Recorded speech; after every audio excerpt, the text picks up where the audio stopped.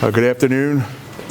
My name is Matt Weintraub. I'm here with the Bucks County Detectives, Bucks County District Attorney's Office, Perkasie Borough Police Department, and I don't see the coroner. She's not available. Okay. The coroner normally would be standing with us, but I'm here to report that the Beth Capaldi missing person case has now been charged as a homicide. First, I'd like to give you a timeline of important events. On October the 10th of this year, 57-year-old Stephen Capaldi murdered his wife of 30 years, 55-year-old Elizabeth Beth Capaldi, in their Sellersville home. On the 11th, the next day, he dismembered her.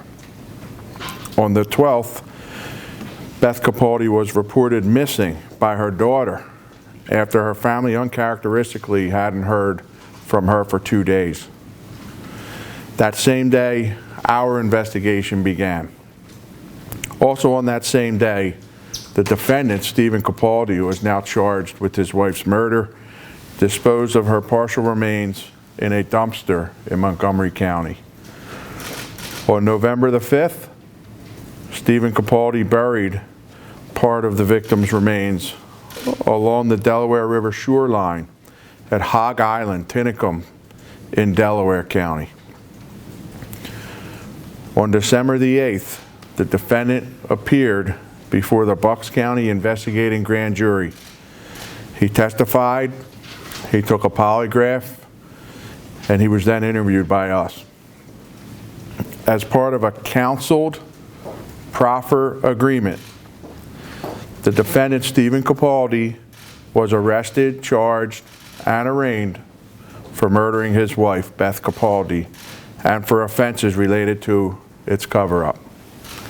The defendant is in Bucks County Prison on a no bail status for his murder of his wife. It is anticipated by me that he will plead guilty to these offenses and be sentenced to 20 to 40 years in prison. The earliest that he will be eligible for parole under the terms of this agreement will be when he is 77 years old.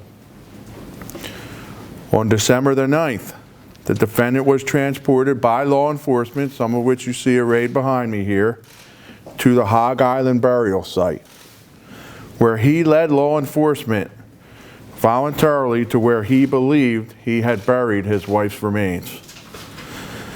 Pennsylvania State Police Trooper Joe Carlson and his canine cadaver dog Jack were there to help locate Beth Capaldi's remains, and in fact did so. Delaware County detectives and Tinicum Township Police Department were also mobilized with very little notice on many occasions to assist in this recovery, because this was of paramount importance not only to us, but as you can imagine, to Beth Capaldi's family. On December the 12th, Ben Salem Township Police Department, at our request, used rapid hits DNA testing of the recovered remains to identify Beth Capaldi and conclusively indicate that the remains that we found at that Hog Island site were hers. I'd like to give additional thanks. This resolution, which is very, very swift in an unsolved murder case, was only possible after extensive law enforcement investigation, multi-jurisdictional cooperation, and the utilization of state-of-the-art investigative techniques. I would be remiss if I didn't give special thanks to the Bucks County Grand Jury, who is comprised of Bucks County's own citizens. They took testimony in this case, which put extreme pressure on the defendant, thus making it the viable homicide prosecution that it became and that it is currently today. I'd like to particularly recognize Bucks County analyst Terry Gubernick, who works out of the Regional Computer Forensic Lab.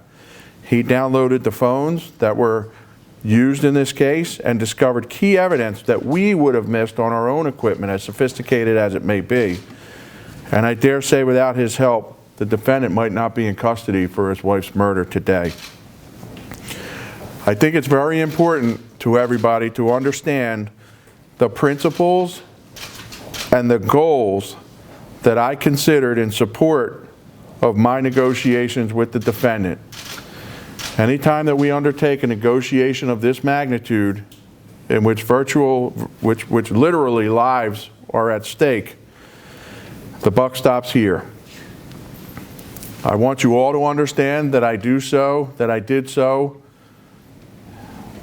while having engaged with Beth Capaldi's family, and they are understanding and accepting of the agreement that we've made in this case.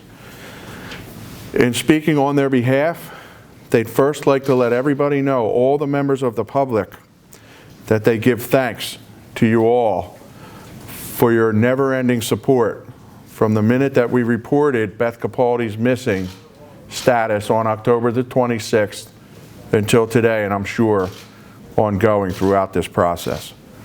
But second, Beth Capaldi's family does not wish to make any public comment and wish to mourn privately, and would really appreciate it if you would respect their wishes.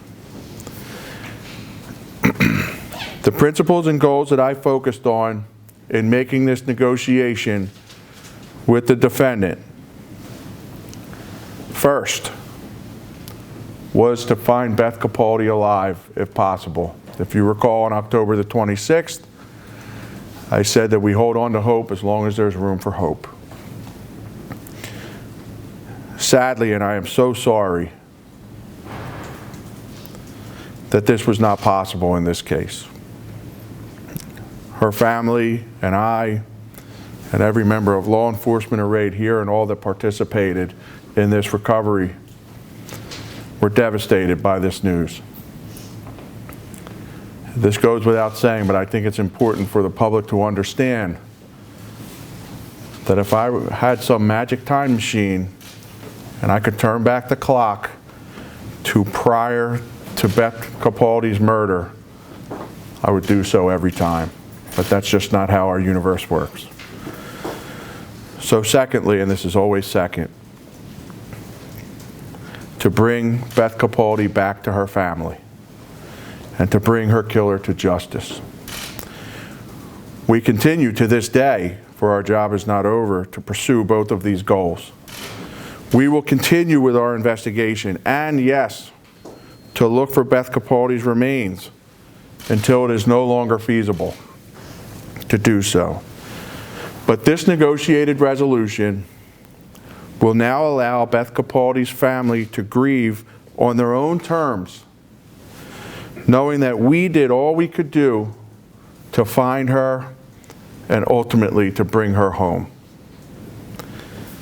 And free of the whims and the timing of the criminal justice system and the endless appeals that it affords its defendants.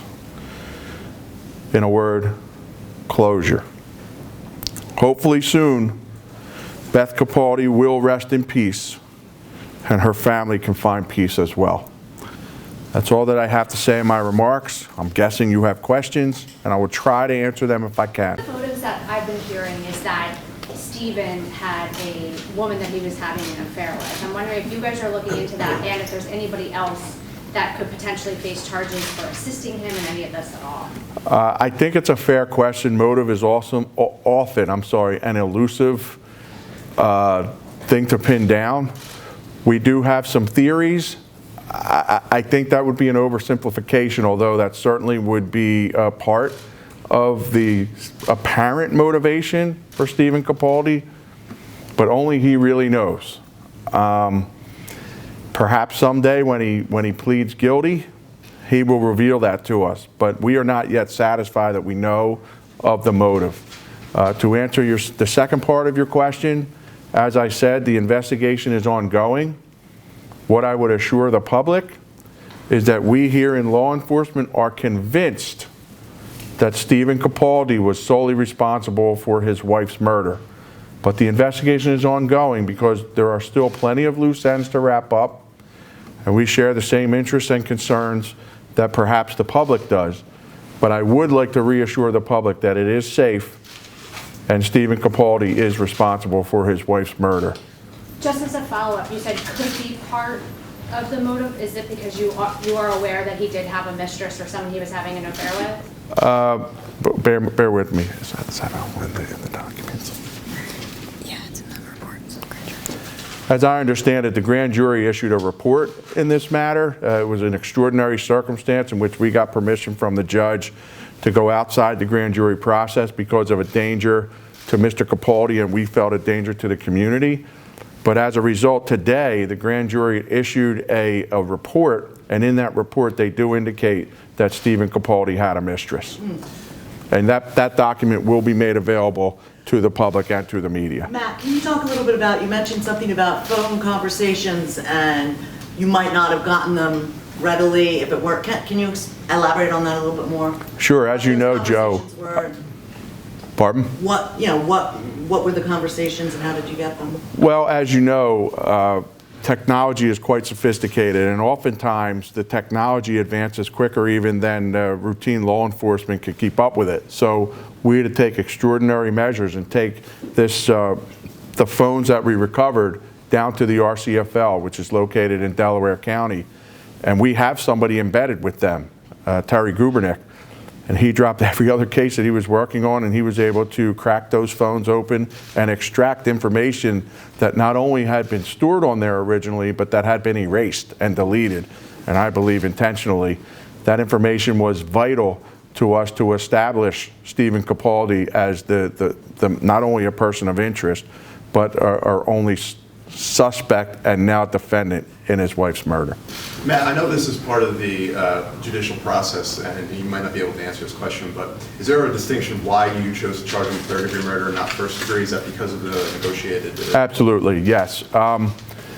If you know, we here, and this is a bittersweet thing, Vinny, but we here in Bucks County, we are very, very aggressive in trying to locate people that are missing, and unfortunately have, in this case, as well and others, met their demise, that have been murdered. And it's a value judgment on my part, but one that I made in consultation with the family and one that I don't regret. And that is that in order to locate Beth Capaldi and bring her home, we have to make a bargain. And in this case, the bargain that Stephen Capaldi chose to strike with us was to cooperate and tell us where, and frankly tell us and show us where Beth Capaldi was left in exchange for a plea to a reduced charge of murder. Matt, do you know where What was the data on the phone? Pardon? What was the, what can you tell us about what you extracted from the phone? Was it? You will see a lot of that in the report. I don't have that in particular right here. Matt, do you know where in Montgomery County he disposed of her remains, and are you able to track that, where that went? It was according to Mr. Capaldi, it was a dumpster in Lansdale in an apartment complex. We did track that dumpster, which had obviously been emptied several months ago, to a landfill, and that has proven to be an insurmountable challenge for us. Those recovery results, insurmountable challenge for us. But we continue to pursue leads on recovering additional remains of Beth Capaldi to bring her home to her family. In that landfill or elsewhere? Were the searches actually going on? Or I guess how many search warrants were issued in regards to her remains? So Tinicum, Sellersville, and Montgomery, the Lansdowne? I couldn't say, Annie, how many search warrants, but I can say that we have searched in at least 3 distinct locations for Ms. Capaldi's remains, and we will continue to do so. If you can understand for perspective what these law enforcement men and women have accomplished is they've essentially solved the case. And so you could expect, but this is not the case, that we could say our work is done here. But there's a humane part of this case that is very, very important to me and to my team. And that is that we owe it to this family to try to recover Beth Capaldi. And that's over and above how successful or unsuccessful this criminal prosecution will be. So we remain committed to that process until it's no longer feasible. You haven't found any remains then? We have, yes. You have found some? Yes, in Tinicum. Then proof of you found the murder scene, shall we say? Pardon? You found the murder scene was in the home? Yes. Okay, what part of the home? In the, well, I still have to be somewhat circumspect. I'm technically not allowed to say whether somebody confessed or not, but our evidence indicates to us that Beth Capaldi was murdered in her bedroom, that she was strangled and or smothered, and that she was then taken to the basement. You mentioned that, and he did testify before the grand jury and had a polygraph. What did he testify to and what did the polygraph say? Well, I think if you read in the report that will be made available to the public, it will indicate that he failed the polygraph. He failed the polygraph, I'll say that. And that the grand jury found his testimony to be untruthful, incredible. That's a value judgment that they made.